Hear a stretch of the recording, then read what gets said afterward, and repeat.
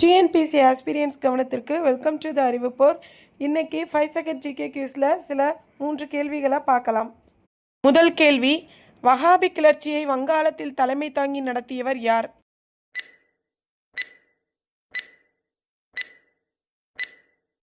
The correct answer is option A, டிடு Mir.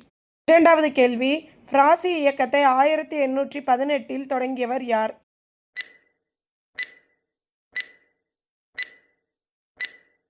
The correct answer is option A, Haji ஹரியதுல்லா.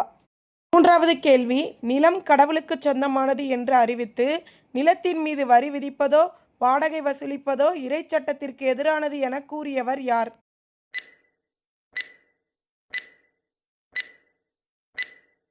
The correct answer is option A, டுடு Miyan.